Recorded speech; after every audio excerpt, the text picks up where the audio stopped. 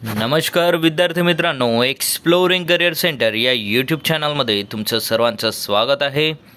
बहुप्रतीक्षित जिल्हा परिषद भरतीचा निकाल आता प्रत्येक जिल्हा परिषदेचा वेबसाईटवर येत आहे।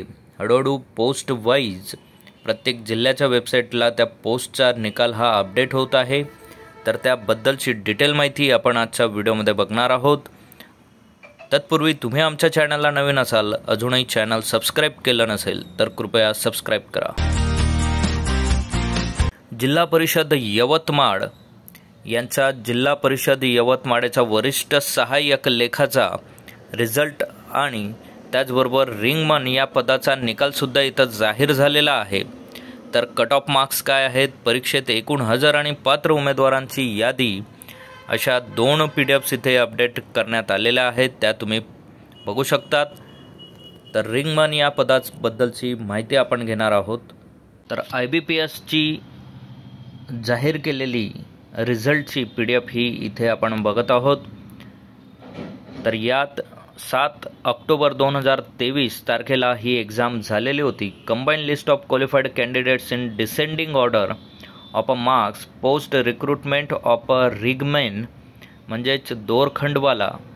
तर या पदाची लिस्ट इथे जाहीर झालेली आहे। जिल्हा परिषद यवतमाळ इथली ही लिस्ट आहे।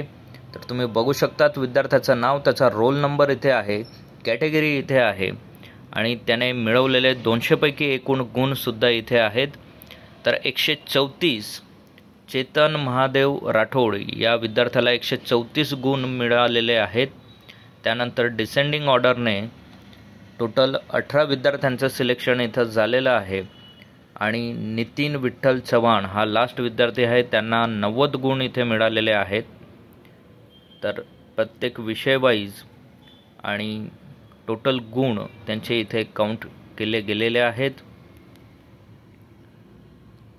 सो 134 हायेस्ट आणि 90 हे मेरिट वाईज इथे सिलेक्शनची लिस्ट त्यांनी प्रदर्शित केलेली आहे। इथे डिस्क्रिप्शन पण दिलेलं आहे। फॉर एक्झाम्पल, सेकंडला 17 नंबरचा जो विद्यार्थी आहे त्यांचं XS हे रिझर्वेशनचं टॅब इथे आहे। तर त्याचा फुल फॉर्म आपण बघूयात। तर एक्स सर्व्हिसमॅन, XSचा लॉंग फॉर्म आहे एक्स सर्व्हिसमॅन। खाली हे प्रत्येक शॉर्ट फॉर्मचे लॉंग फॉर्म इथे दिलेले आहेत। कुठल्या कोट्यातनं त्या विद्यार्थ्याचं सिलेक्शन झालं आहे हे आपल्याला इथनं कळतं। सो असेच नवनवीन आणि अपडेटेड व्हिडिओ मिळवण्यासाठी आमच्या व्हिडिओला लाईक करा, चॅनलला सबस्क्राईब करा आणि योग्य त्या विद्यार्थ्यांपर्यंत ही माहिती पोहोचवा। थँक्यू, धन्यवाद, जय हिंद।